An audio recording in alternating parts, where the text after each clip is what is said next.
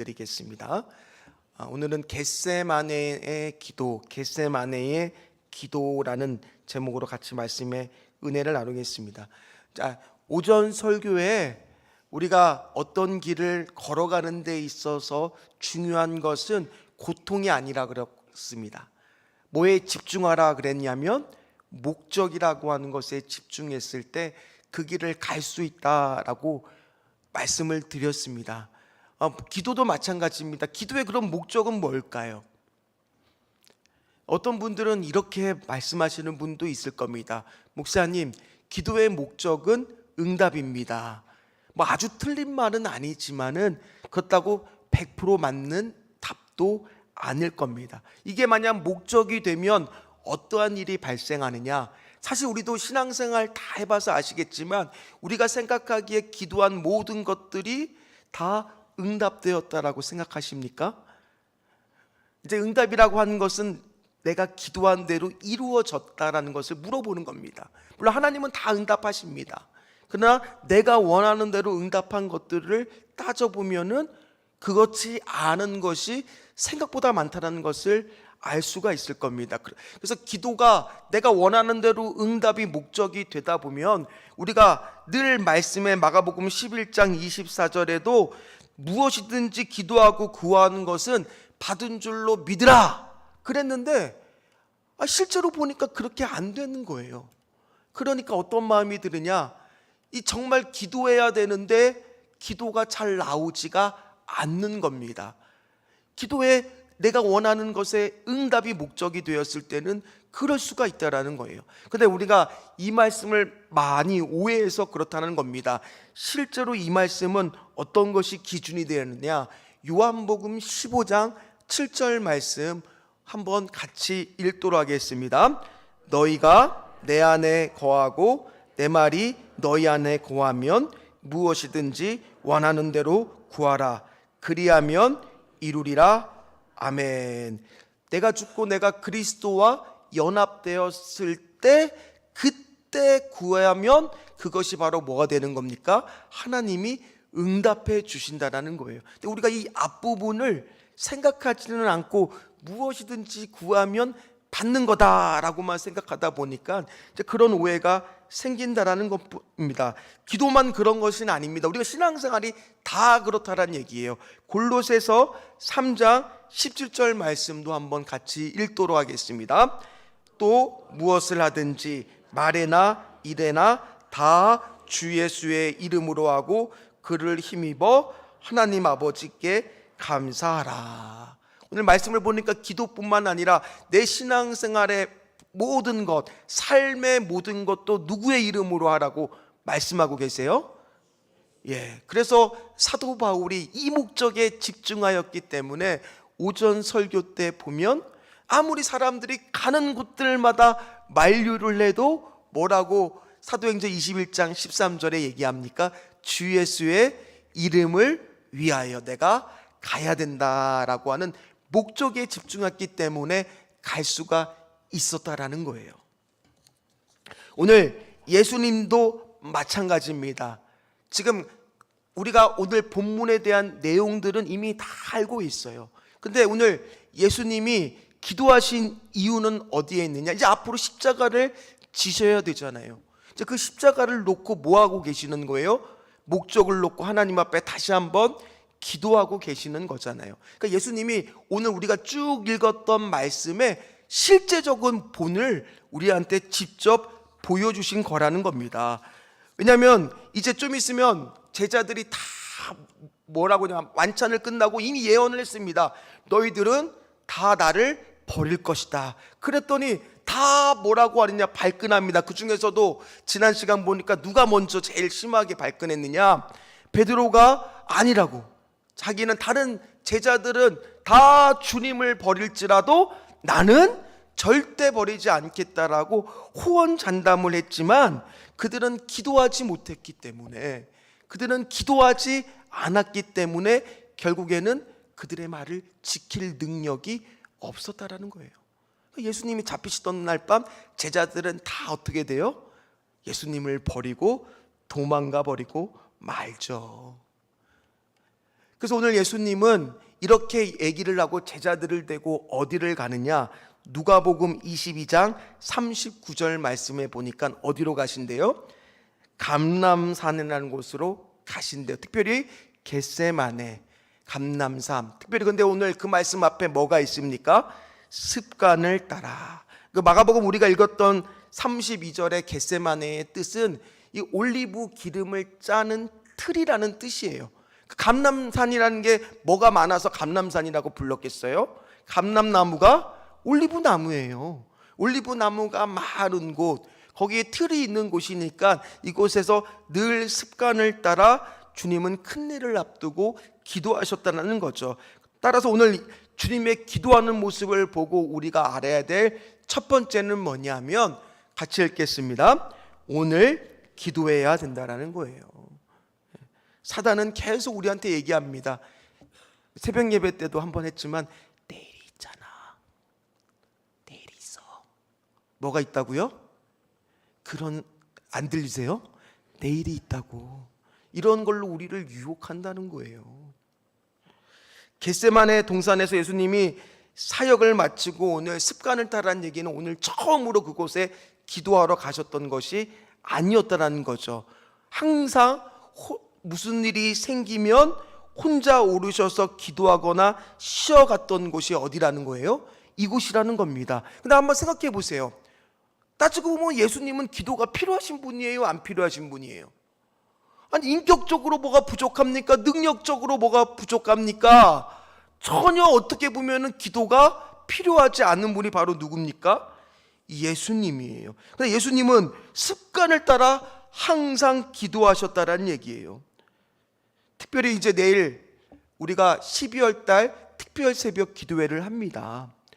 늘 새벽 기도를 나오시는 분은 내일도 그 자리에 보면은 보통 다 계세요. 그런데 이 습관이 안 되신 분들은 새벽 기도를 나오려고 치면, 그래도 내가 일일이 되면 새벽 기도를 나와야 된다는 것을 아시는 분은 그래도 습관이 좀 되셨어요. 근데 습관이 안 되신 분이 나오고 나면 어떤 일이 발생이 됩니까? 하루 종일 하품도 나오고 졸리고 일도 손에 잘 안 잡히고 멍해요. 그러다 보니까 어떤 마음이 드느냐?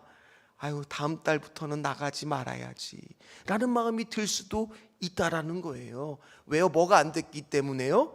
습관이 안 됐기 때문에요. 기도도 뭐라는 거예요?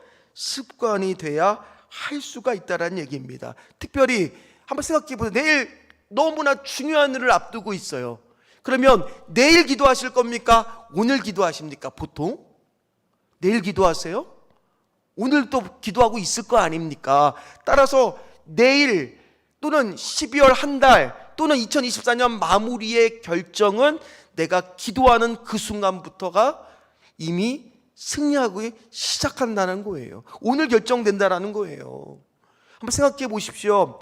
이제 야곱이 20년 만에 고향으로 돌아옵니다. 가족들과 식솔들을, 모든 가축들을 데리고 돌아오는데 가장 걱정됐던 게 형 에서를 만나야 돼요. 이제 야복과 건너 너머의 평원에서 만나야 되는데 걱정이 한가득이에요. 형이 나를 죽이려고 할 건데. 그러나 그날 어떤 일이 발생했느냐? 두 사람이 만나는데 형과 아우가 끌어안고 우는 거예요. 아니, 어떻게 이런 일이 생길 수가 있었을까? 전날만 해도 야곱은, 돌아오는 순간까지도 야곱은 걱정이 가득했는데 어떻게 에서의 마음이 돌아져 있었을까? 바로 그 전날 밤 야복가에서 야곱이 하나님과 씨름에 끼는 동안에 하나님이 에서의 마음을 바꿔놓으신 거예요. 마찬가지입니다. 이제 우리가 엘리야에 대해서 이제 말씀을 보고 있는데, 금요철 때 엘리야도 갈멜산에서 이제 850명의 아세라 선지자와 바알 선지자와 싸워야 되는데, 그 순간 그가 만약에 올라가기도 전에 아무것도 하지 않고 올라갔다라면 하나님이 과연 불로 응답을 하셨을까요? 아니었을 겁니다. 바알은 그 전부터 하나님을 향해서 기도하기 시작했고, 심지어 저녁 제사를 지내기 위해서 그 짧게 올라가는 그 순간도 뭐하고 있었느냐, 우리 한번 성경을 보겠습니다. 열왕기상 18장 36절에서 37절 말씀입니다. 같이 읽겠습니다. 저녁 소제 드릴 때에 이르러 선지자 엘리야가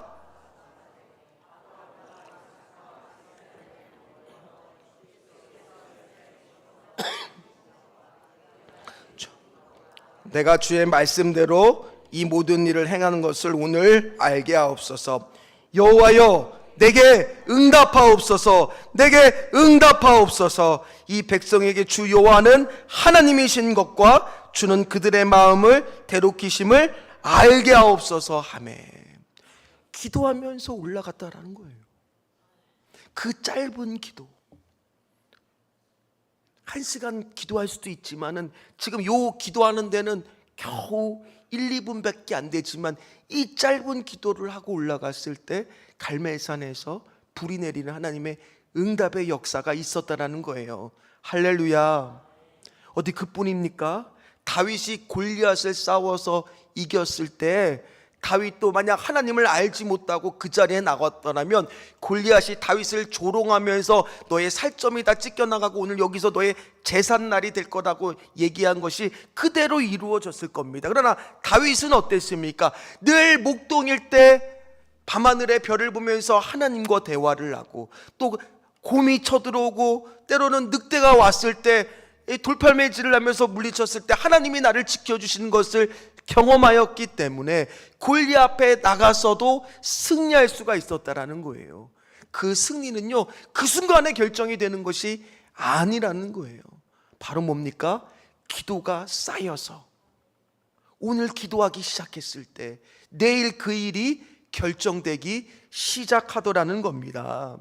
따라서 내일 나오셨을 때 우리가 말씀 붙들고 기도했을 때 12월 한 달 만이라도 하나님, 내가 마무리를 주 예수의 이름을 위해서, 예수님을 위해서 한 달 마무리는 내가 정말 한번 살아보겠습니다. 그렇게 다짐하시면서 나오시기를 주의 이름으로 부탁을 드리겠습니다. 아멘도 습관이에요. 아멘을 평생 안 하시면은 끝까지 아멘이 안 나와요. 아멘도 습관이라니까요. 한 번 더 해야 되나요? 두 번째입니다. 두 번째 한번 같이 읽겠습니다. 기도의 공동체가 필요합니다. 이건 이미 오전 예배 때도 한 번 또 계속 제가 매 설교 때마다 수시로 강조하는 겁니다. 예수님도 혼자 그 자리에 가지 않았습니다. 12명의 제자를 데리고 갔고, 그 중에서 9명의 제자는 안 치고 특별히 3명의 제자를 부릅니다. 33절 말씀을 함께 읽도록 하겠습니다. 베드로와 야고보와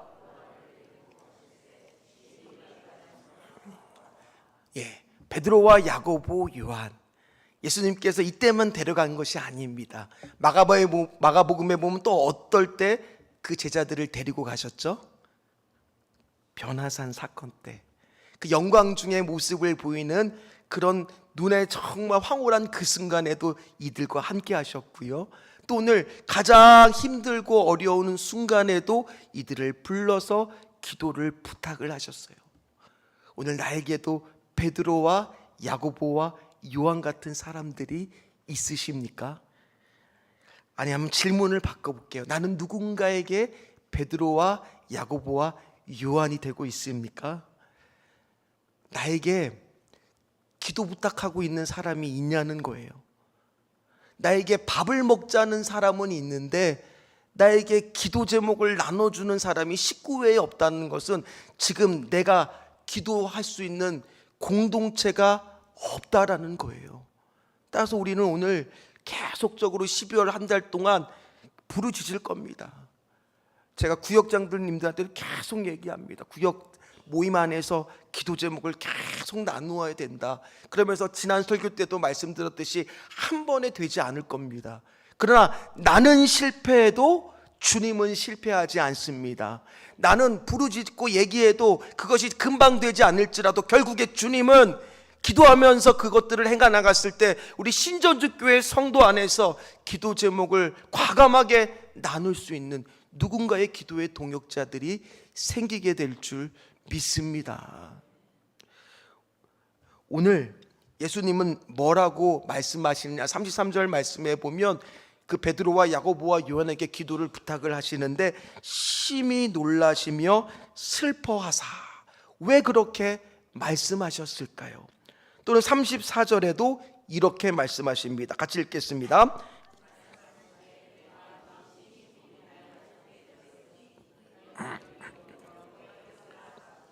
왜 심히 고민하여 죽게 되었으니. 왜 그렇게 고민을 하셨을까? 그래서 오전에 기억나시죠? 여기 손목과 손목 사이에 여기 뼈 사이를 한번 세게 눌러보라고 그랬을 때 아프셨어요? 안 아프셨어요? 세게 안 눌러서 그렇다니까요.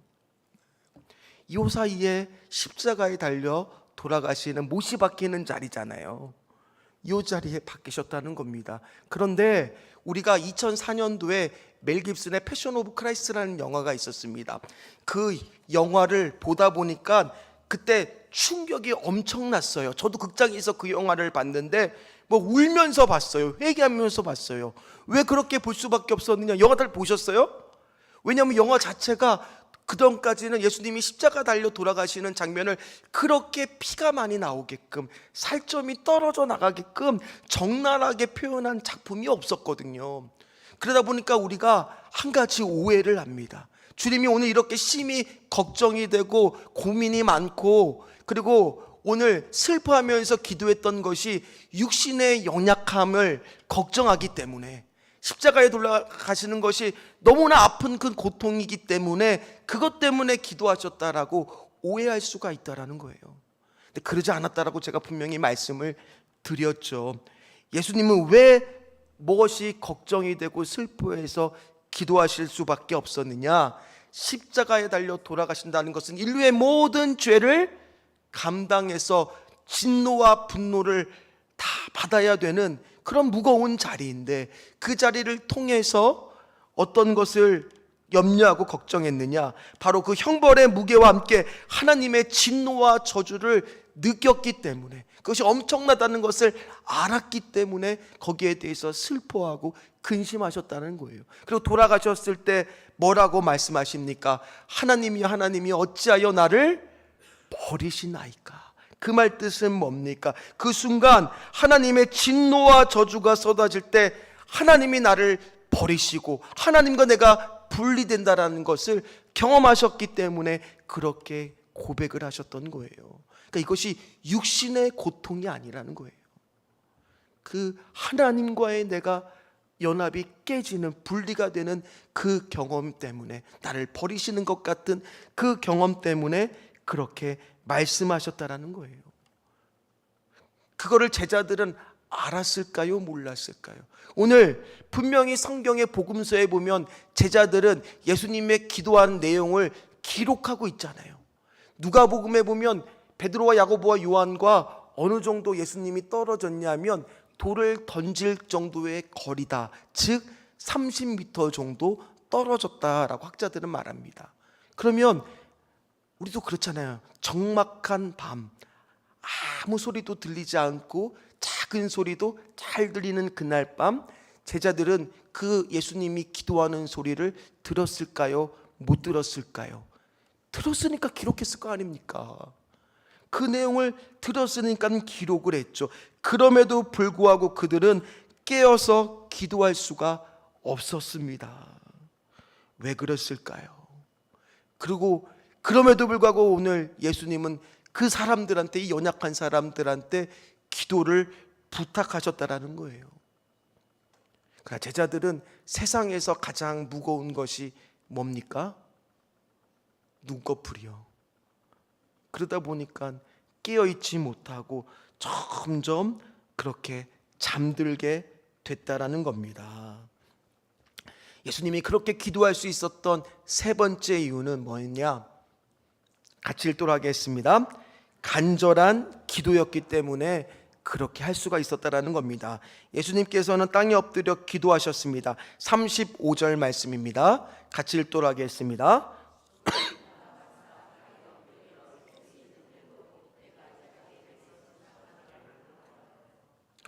대체로 유대인들은 길거리에 서서 이렇게 기도하거나 서서 기도하는 것이 습관입니다. 그러나 땅에 엎드려서 기도했다라는 것은 그만큼 지금 간절하다는 것을 의미하고 있다는 겁니다. 특별히 누가복음에는 어떻게 기도하셨냐면 땀이 뭐처럼 보일 정도로 핏방울로 보일 정도로 그렇게 생명을 걸고 하나님 앞에 간절히 기도했다는 겁니다.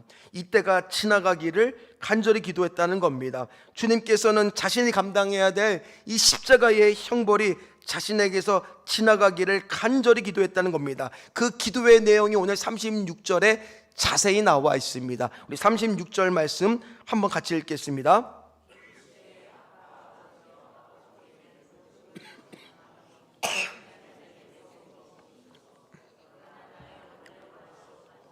아버지의 원대로 하옵소서 하시고, 36절 안에 어떤 고백이 먼저 있느냐? 아빠 아버지요. 먼저 아버지를 부릅니다. 자신의 믿음의 대상을 부릅니다. 믿음의 고백의 대상을 부릅니다. 누구는 할 수 있냐? 하나님은 할 수가 있습니다. 하나님은 전지전능하십니다. 하나님은 절대 주권이 있습니다. 그러면서 아버지께는 모든 것이 가능하다고 고백을 하고 있습니다. 믿음의 고백을 하고 있습니다. 그러나 맨 마지막에 어떤 고백으로 끝이 나고 있습니까? 아버지의 뜻이 이루어지기를 간절히 원합니다. 순종하겠습니다로 끝을 내고 있더라는 거예요. 그리고 나서 제자들에게 돌아와 보니까 제자들은 뭐 하고 있었다고요? 자고 있었다고요. 그래서 예수님은 뭐라고 제자들한테 말씀하십니까? 깨어 기도하라. 마음은 원이로되 육신이 약하도다라고 말씀하고 있다라는 겁니다. 그들은 예수님이 3번 올 때마다 깨어있기 힘들었습니다. 40절 말씀입니다. 같이 읽도록 하겠습니다. 보신즉 그들이 자니 이는 그들의 눈이 심히 피곤함이라. 그들이 예수께 아멘. 누가복음 22장 45절 말씀을 보면 기도 후에 일어나 제자들에게 가니까 다른 표현이 나와 있습니다. 그들이 자고 있다는 것이 아니라 어떤 식으로 나와 있습니까? 슬픔으로 인하여 잠든 것을 보시고, 즉 제자들이 슬픔을 극복하지 못했다라고 말씀하고 있습니다. 아마 제자들도 예수님의 기도 소리가 들렸다라고 말씀을 드렸죠. 그 듣는 소리를 듣다 보니까 예사롭게 평상시처럼 기도하시는 게 아니에요. 피땀이 날 정도로 정말 간절한 기도를 하는 예수님의 모습을 보니까 제자들 중에서는 정말 예수님이 이러다가 정말 십자가에 말씀하신 대로 돌아가시는 것이 아닌가, 그 슬픔을 막 울면서 그렇게 잠든 사람도 있었다라는 겁니다. 그걸 보면서 주님께서 죽을지도 모른다라는 슬픔이 그들로 하여금 오히려 기도하지 못하게 했을 때 주님은 마음은 원이로되 육신이 약해서 기도하지 못하고 있다라고 말씀하신 겁니다. 이제 주님께서는 기도 후에 당당하게 이제 십자가를 지시기 위해서 나아가십니다.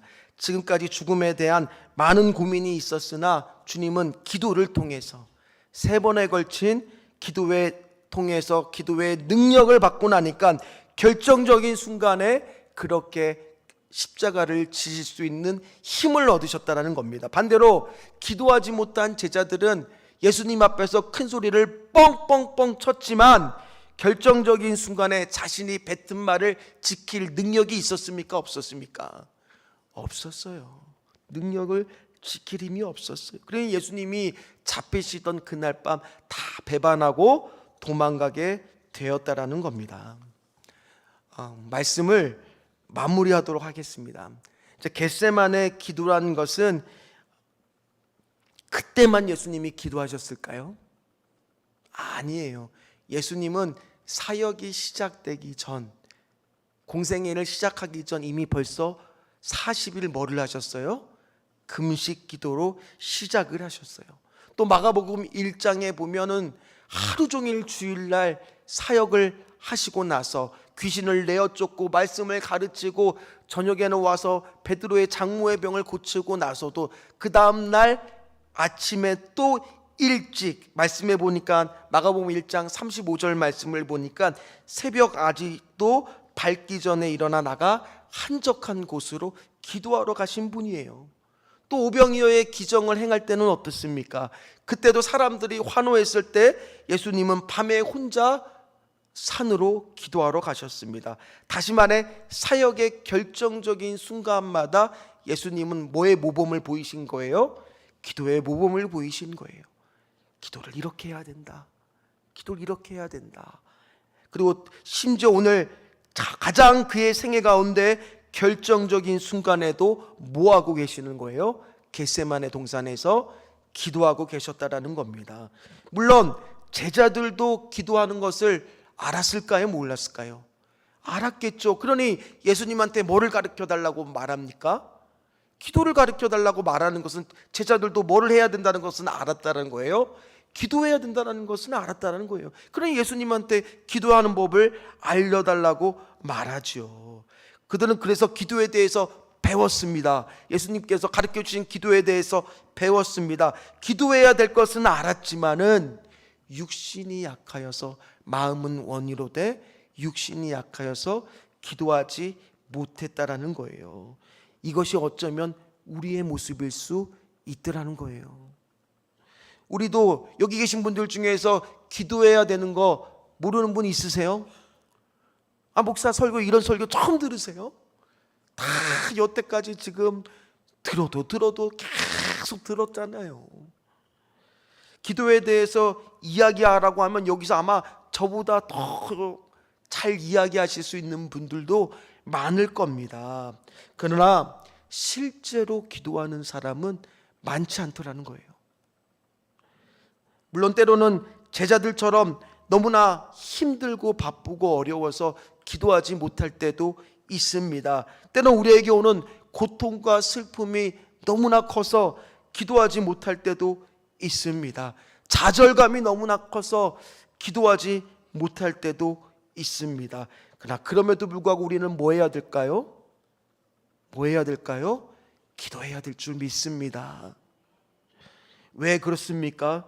주님께서는 시험에 들지 않기 위해서라도, 시험에 빠지지 않게 위해서라도 깨어 기도하라고 말씀하셨거든요.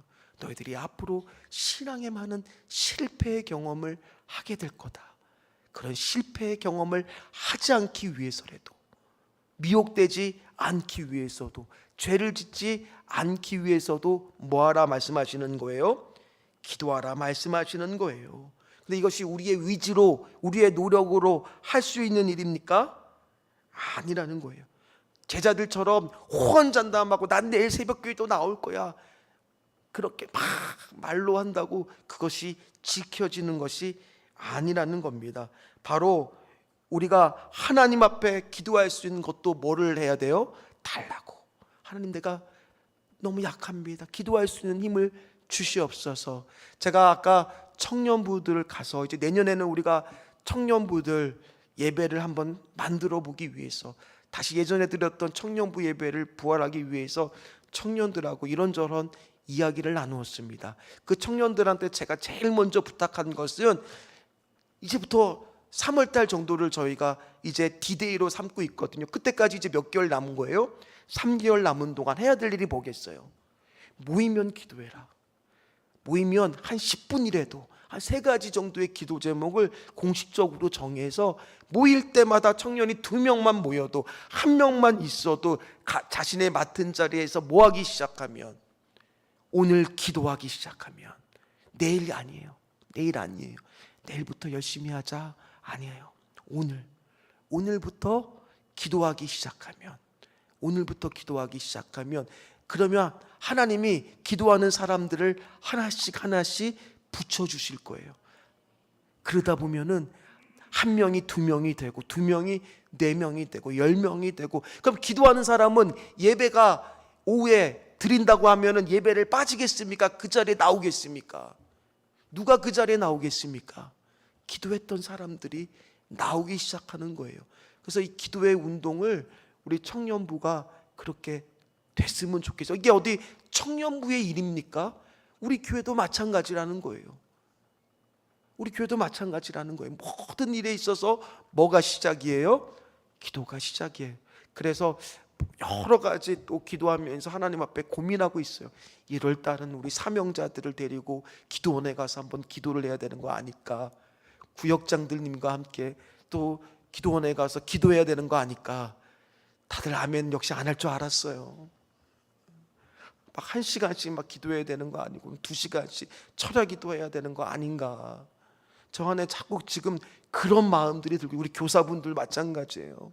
다 사명자들과 함께 우리가 진짜 2025년 이제 이것이 승부다. 내가 정말 우리 주님 앞에서 정말 사역을 시작하기 전에 한번 주님 앞에 엎드려서 우리가 한번 간절히 눈물로써 한번 기도해 보자. 언제 한번 우리가 그렇게 기도했던가? 예전에 다 그렇게 하셨었잖아요. 근데 언제부터인가 우리가 그렇게 기도하지 못하고 있잖아요. 그러니까 이제부터라도, 지금부터다. 지금부터다. 마음은 원이로되 육신이 약하다. 그렇습니다. 그러나 하나님께 우리가 기도하며 나가면 하나님이 기도할 힘도 주실 줄 믿습니다. 그 목적은 바로 뭐냐? 온전히 하나님의 뜻이 우리 신전주 교회 가운데, 우리 교회 가운데, 또 우리 가정 가운데, 또 나의 삶과 신앙 가운데 이루어지게 하여 주시옵소서. 그렇게 기도하며 나가기 시작할 때 하나님은 우리에게 기도의 은사를, 기도의 능력을, 기도의 은혜를 부어주시게 될 줄 믿습니다. 마지막으로 말씀 한 절만 읽고 마치도록 하겠습니다. 빌립보서 2장 13절 말씀입니다. 같이 읽겠습니다. 너희 안에서 행하시는 일은 하나님이시니 자기의 기쁘신 뜻을 위하여 너희에게 소원을 두고 행하게 하시나니. 아멘. 내가 자꾸 하나님이 기도가 나오게 하는 거, 내 마음에 하나님이 뭐를 주세요? 기도할 거리를 주세요. 마음의 소원을 주세요. 기쁘신 뜻을 위하여. 죄송합니다. 기쁘신 뜻을 위하여 소원을 두고 고백하게 하세요. 가정에 대한 기도 제목을 놓고 기도하게 하세요. 자꾸 나도 모르게 고백을 하게 하세요. 내가 내 자녀를 품고 기도를 하는데 나도 모르게 하나님께서 성령의 음성을 주시면서 기도하게끔 하세요. 말씀을 붙들게 하세요. 그건 바로 뭐예요? 하나님의 기쁘신 뜻이 그 가정 안에서, 우리 교회 안에서 이루어질 것이 있다라는 거예요. 그 소망을 품고 오늘도 예수님이 겟세마네에서, 동산에서 기도하셨던 것처럼 기도하시는 저와 여러분들 되시기를 주의 이름으로 축원합니다. 우리 같이 찬양하도록 하겠습니다.